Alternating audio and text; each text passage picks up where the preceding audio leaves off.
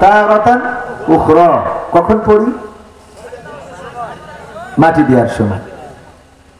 হযরত আবু উমামা রাদিয়াল্লাহু তাআলা আনহু থেকে বর্ণিত এই একটি মাত্র হাদিস আছে, যে হাদিসটা হাদিস বিশারদগণ বলেছেন এটা অবশ্যই জয়ীফ হাদিস, গরীব হাদিস, এমনকি অনেকেই বলেছেন এটা জাল হাদিস। তারপরেও যদি সঠিক হয়ে থাকে, উনি বর্ণনা করেছেন আল্লাহর নবী যখন উম্মে কুলসুম রাদিয়াল্লাহু তাআলা আনহাকে কবরে নামাচ্ছিলেন তখন হাতের মুঠোর মধ্যে মাটি নিয়েছিলেন এবং এই আয়াত পড়ছিলেন আর মাটি ছুঁড়ে দিয়েছিলেন।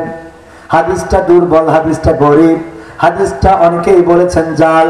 তারপরেও অনেক অনেক শায়েখরা গবেষণা করে এটা বলেছেন এই আয়াতটা আর যাই হোক মানুষ কবরে নামানোর জন্য কোনো দোয়া না, মানুষ কবরে নামানোর জন্য কোনো দোয়া না, এটা মাটি দেওয়ার কোনো দোয়া না। আমরা অনেক দোয়া পড়ি, যেমন মানুষ মারা গেলে কি পড়ি?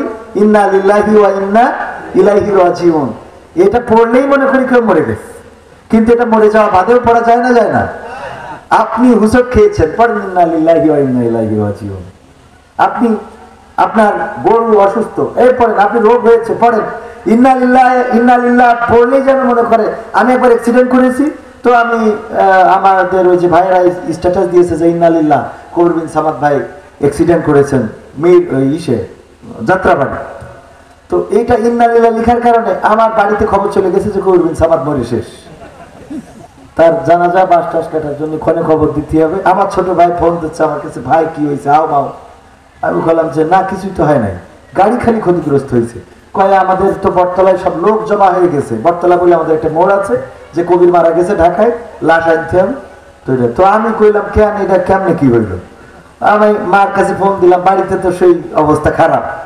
পরে যে শুনতে শুনতে শুনলাম ওই যে স্ট্যাটাস দিচ্ছে ইন্না লিল্লাহ কবির বিন সামাদ ভাই অ্যাক্সিডেন্ট করেছে যাত্রাবাড়ি, ওতেই ধরে গেছে ও মরি শেষ।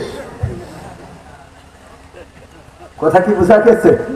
মানে আমরা দোয়া কিছু বানিয়ে নিয়েছি। যাই হোক, এটা শুধুমাত্র মরার দোয়া না, শুধু মরে গেলেই পড়বেন এমন না, আপনি সব জায়গায় পড়তে পারবেন। এটা পড়লে যে কোনো সময় পড়লেই সওয়াব আছে না নাই? কোরআনের আয়াত পড়লেই প্রতি হরফে কয় নাকি 10 নাকি। আমরা তো মূল্যায়ন করা বুঝি না, আমরা যেটা মূল্যায়ন করা দরকার সেটা করি না। মসজিদের ইমাম সাহেব, আপনার মসজিদ যেটা, এই মসজিদের ইমাম সাহেবের একটু ভালো করে রান্না করে খাওয়ানো দরকার, ভালো বেতন দেওয়া দরকার। সেটা না দিয়ে যশোর থেকে কবির বিন সামাদের এনে 50,000 টাকা পকেটের মধ্যে গুঁজে দেন।